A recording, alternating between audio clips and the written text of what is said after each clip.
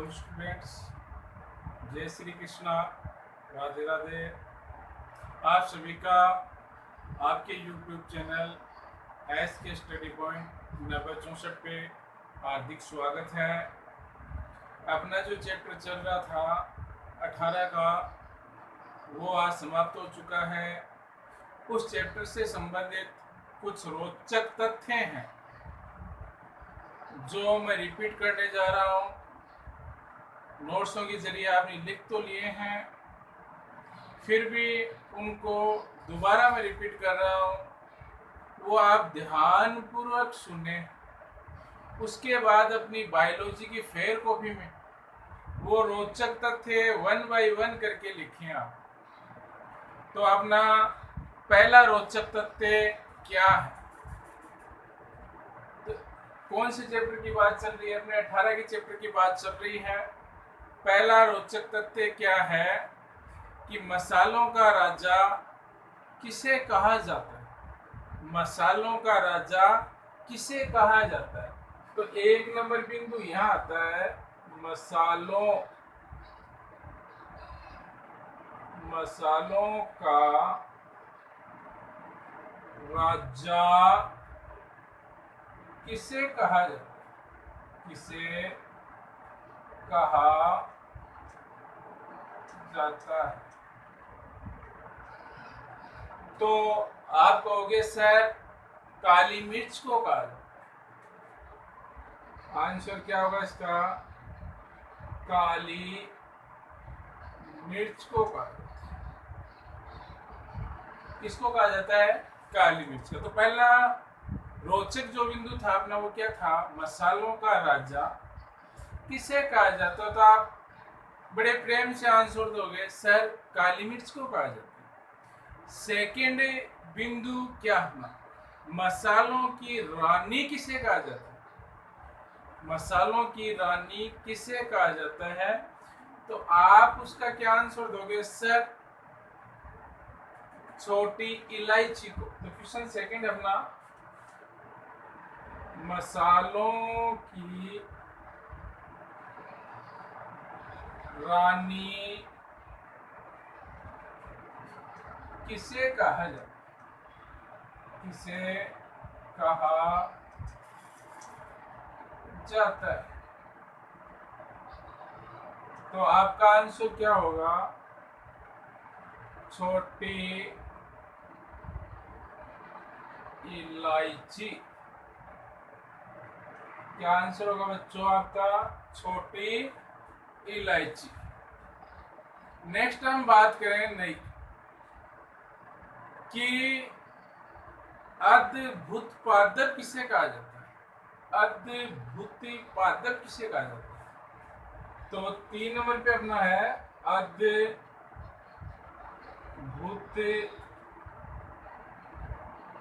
पादप किसे कहा जाता है? किसे कहा जाता? तो देखो, अद्भुत पादप नारियल को कहा जाता है। आंसर है अपना नारियल। इसी के साथ सेकेंड नाम होता है कपास। अब नारियल और कपास के पादप को अद्भुत पादप क्यों कहा जाता है? आप सभी को पता है कि नारियल से आपको रेशा भी प्राप्त होता है और साथ में खाने योग्य भाग भी प्राप्त होता है। और वो जो खाने योग्य भाग है उससे आप तेल प्राप्त कर सकते हो। तो रेशे के साथ साथ क्या मिल रहा है अपने को? तेल भी प्राप्त हो रहा है। इसी प्रकार कपास है, तो कपास से रुई प्राप्त होती है और रुई के साथ साथ उसके बीजों से तेल भी प्राप्त कर सकते हैं और उनके बीजों को बिनोला कहा जाता है। बिनोला। तो जो गाय भैंस होते हैं उनको हमें बिनोला देते हैं बांट के रूप में, और बिनोला देने से गाय और भैंस के दूध में वसा की मात्रा बढ़ती है। तो नारियल और कपास दोनों पादपों से रेशे के साथ साथ उनके बीजों से तेल की भी क्या होती है, प्राप्ति होती है। इसलिए उनको क्या कहा गया है, अर्धभूति पादप। तो कौन सा, एक तो नारियल है और एक क्या है, कपास। ये 3 क्वेश्चन हो गए अपने। 4 नंबर पे क्वेश्चन लिखे हम, नारियल का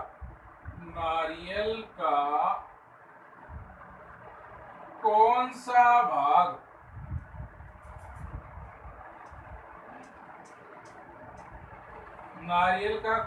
भाग खाने योग्य है।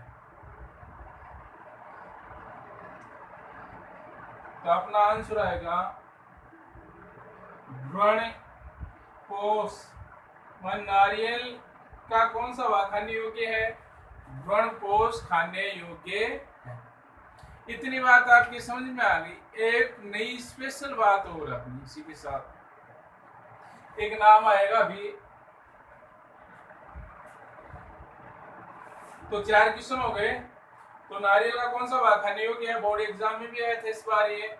तो आंसर क्या होगा अपना, व्रण पोष। 4 नंबर क्वेश्चन हो गए। तो 5 नंबर क्वेश्चन क्या, देखो 5 नंबर क्वेश्चन है, मार्जरीन क्या है। मार्जरीन क्या है, तो अपना आंसर होगा कृत्रिम घी। मार्जरीन क्या है, तो अपना आंसर क्या हुआ, कृत्रिम घी। तो नारियल होता है, उस नारियल से कृत्रिम घी की प्राप्त होती है। घी को आप ये बोल सकते हो मक्खन। तो नारियल में खाने योग्य जो भाग है ना, उससे हम क्या प्राप्त कर सकते हैं, कृत्रिम मक्खन प्राप्त कर सकते हैं। तो कृत्रिम मक्खन को क्या कहोगे आप, मार्जरीन। क्या कहोगे, मार्जरीन कहते हैं। 6 नंबर क्वेश्चन क्या होगा कि गोसिपियम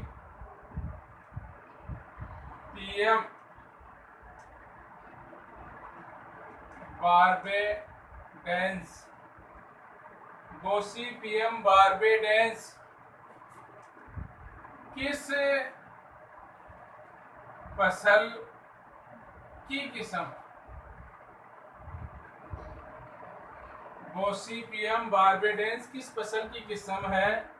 तो अपना आंसर आएगा कपास। किसकी किस्म है, कपास की है। फिर नया क्वेश्चन है, सीरीफल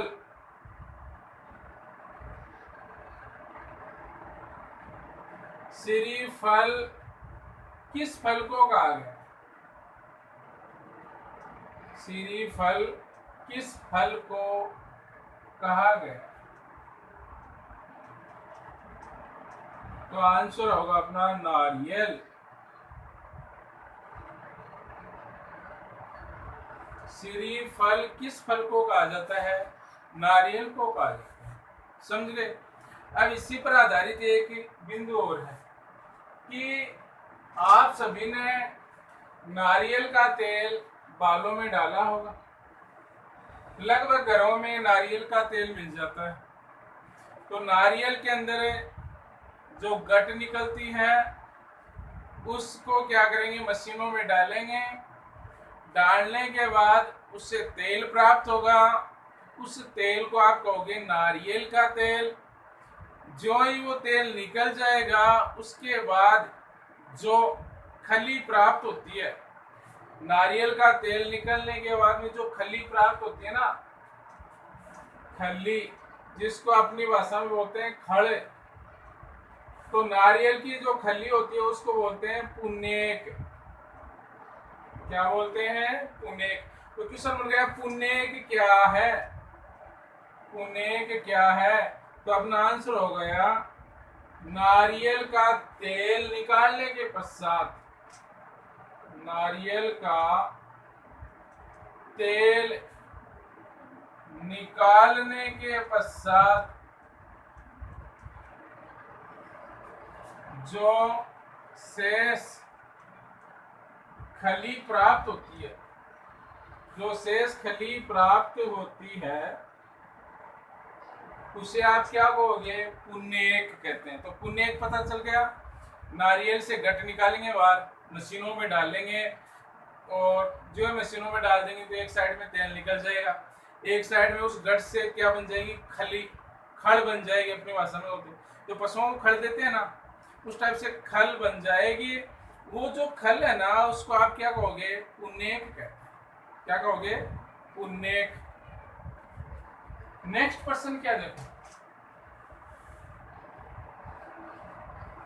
नेक्स्ट पर्सन अपना क्या होगा वो आप देखना कि अरंडी के फल, मानिए कहें रेगमा क्या है?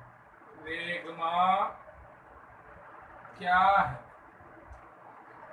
रेगमा क्या? तो अपना आंसर क्या आएगा?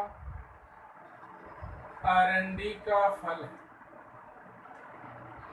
तो अरंडी के फल को आप क्या कहोगे? रेगमा। मानिए अरंडी में, अरंडी की जो फल है ना, नेम क्या कहेंगे? रेगमा फल। तो रेगमा क्या? अरंडी का क्या है? फल। नेक्स्ट क्वेश्चन देखो, इसमें क्या है कि सरसों का जो तेल है, सरसों का जो तेल है उसमें कौन सा वसीय अमल पाया जाता है? सरसों का जो तेल है उसमें कौन सा वसीय अमल पाया जाता है? तो आपका आंसर होगा इरूसिकम। इरूसिकम। अगला क्वेश्चन है, सरसों के तेल में गंध किस योगी के कारण आती है?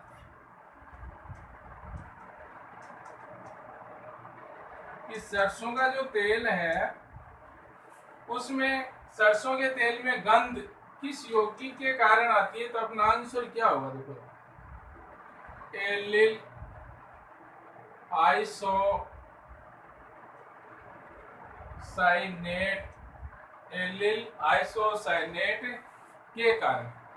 मानी सरसों में जो गंध है वो किस यौगिक के कारण आती है? एलिल आइसोथायोसाइनेट के, आइसोथायोसाइनेट के कारण। कि सरसों के तेल में गंध किस यौगिक के कारण आती है? तो आपका आंसर क्या होगा?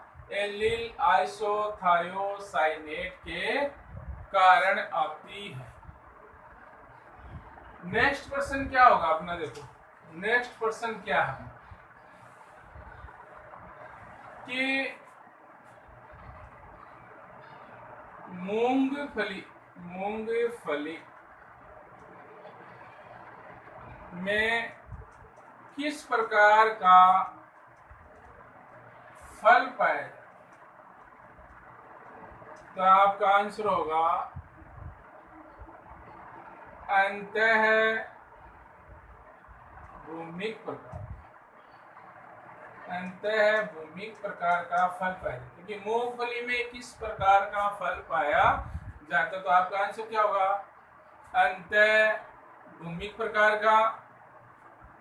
मूंगफली का अन्य नाम क्या? मूंगफली का अन्य नाम क्या है? तो मूंगफली का अन्य नाम है चीनी बादाम। मूंगफली का अन्य नाम क्या है? चीनी बादाम। नेक्स्ट हम बात करें नए पर्सन की कि हल्दी में पीला नारंगी रंग किस वर्ण के कारण उपस्थित है? हल्दी में पीला नारंगी रंग किस वर्ण की उपस्थिति के कारण। तो आपका आंसर क्या होगा रे? कुकुर मीन के कारण। कुकुर मीन के कारण की हल्दी है, उसका पीला नारंगी रंग है, वो किस वर्ण के कारण है? कुकुर मीन के कारण। नेक्स्ट प्रश्न देखें हम। नेक्स्ट अपना प्रश्न आएगा लाल मिर्च। लाल मिर्च में कौन सा वर्णक पाया जाता है? लाल मिर्च में कौन सा वर्णक पाया जाता है? ये कहें लाल मिर्च है, उसका रंग लाल कौन से वर्णकों के कारण होता है? तो देखो, आपको एक नाम बताए, कैप्सेनूहिन। कैप्सेनूहिन, कैप्सेरुबिन या केरोटिन, ये इतने वर्णक पाए जाते हैं। कैप्सेनूहिन है, कैप्सेरुबिन है, केरोटिन है। इन वर्णकों के कारण मिर्च का रंग कैसा होता है? लाल होता है। मिर्च का रंग कैसा होता है? लाल होता है। नेक्स्ट हम नई बात करें कि नई स्पेशल बात करेंगे मेडिसिन के पिता। मेडिसिन के पिता कौन? मेडिसिन के पिता कौन है? तो आपका आंसर होगा हिप्पोक्रेटस।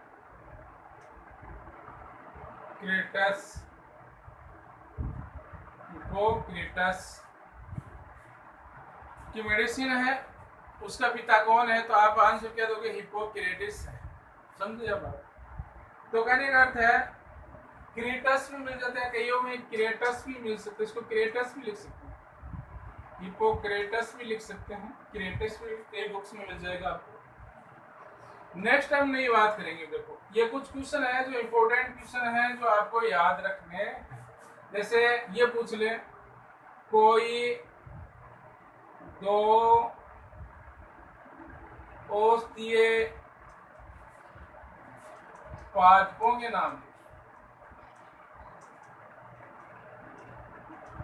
नेक्स्ट प्रश्न क्या है अपना? कोई दो औषधीय पादपों के नाम लिखिए।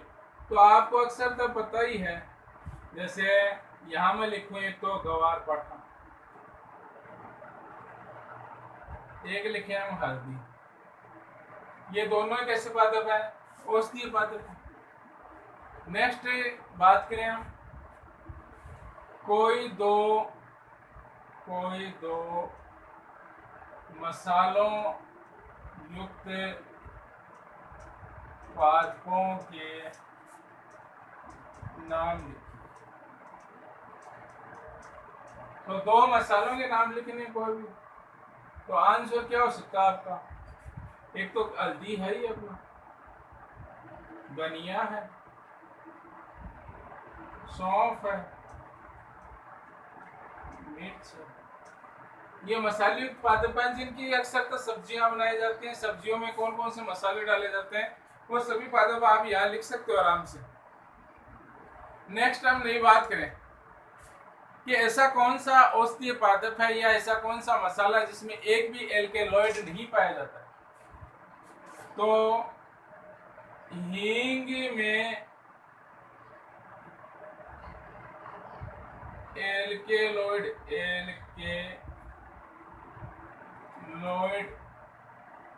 अनुपस्थित होता है। हींग में एल्केलॉइड क्या होते हैं?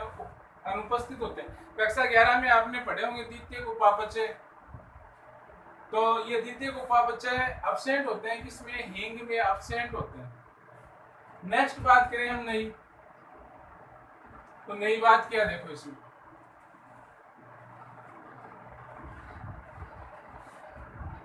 सिनकोना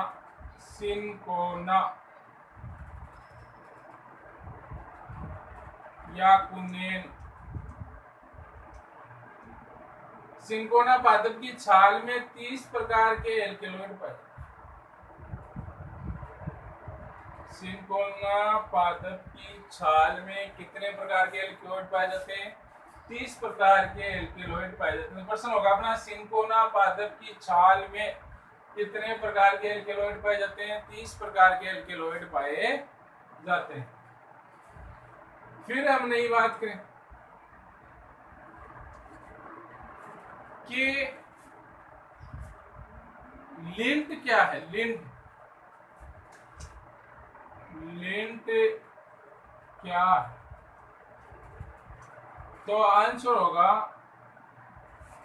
कपास में पाए जाने वाले लंबे रेशे लिंट कहलाते हैं। मानी कपास के जो लंबे रेशे उन्हें क्या कहेंगे? लिंट। लिंट मानी कपास में पाए जाने वाले लंबे रेशे लिंट कहलाते हैं। और इन रेशों के साथ पाए जाने वाले छोटे रेशे फज कहलाते हैं।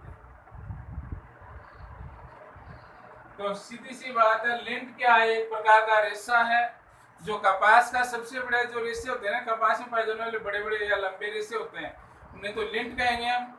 और लिंट रेशों के पास जो छोटे छोटे रेशे पाए जाते हैं उन्हें आप क्या कहोगे? फज कहते हैं। अगला बिंदु देखो आपने, नेक्स्ट बिंदु क्या? आपने सुना होगा नाम मूंगफली, ग्राउंड नट। मूंगफली की प्रोटीन से आर्डिल रेशा बनाया जाता है।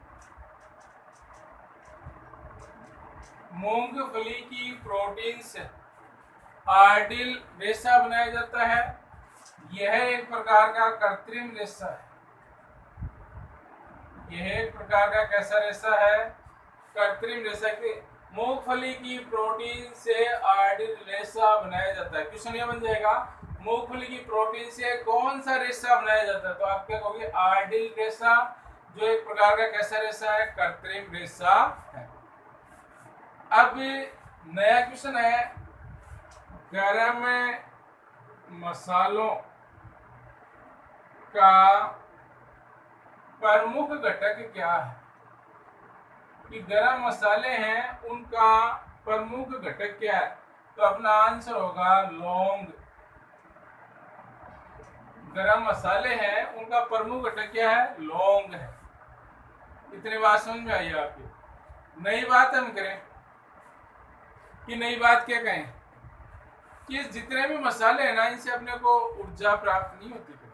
जितने मसाले खाते हैं इनसे किसी प्रकार की ऊर्जा प्राप्त नहीं होती है। लेकिन ये मसाले होते हैं वो भोजन को कहें या सब्जी को कहें स्वादिष्ट बना देते हैं, खुशबूदार बना देते हैं, स्वादिष्ट खुशबूदार बना देते हैं। इसलिए साथ में ये क्या करते हैं? भोजन का पाचन कराने में भी क्या होता है? सहायक होते हैं।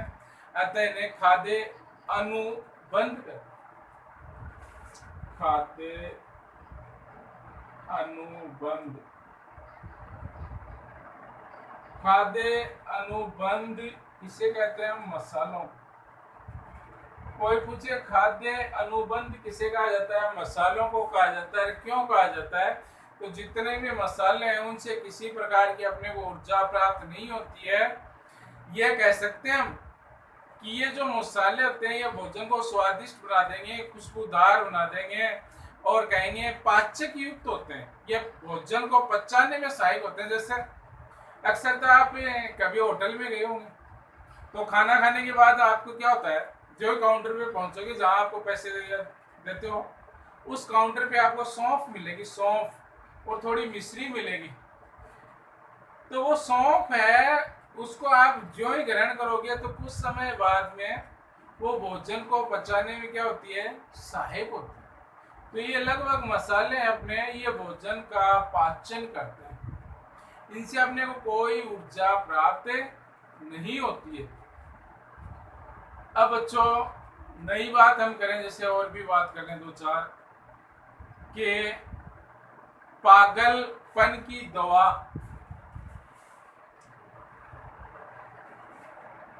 पागलपन की दवा किससे प्राप्त की जाए, किससे प्राप्त की जाए?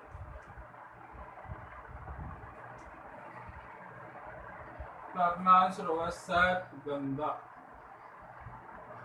पागलपन की दवा किससे प्राप्त की जाती है? सर्पगंधा से प्राप्त की जाती है, जिसे छोटा चांद भी कहते हैं। तो ये कुछ बिंदु थे। और एक बोलते हैं आपको टापावस्त्र। टापावस्त्र किससे बनाया जाता है?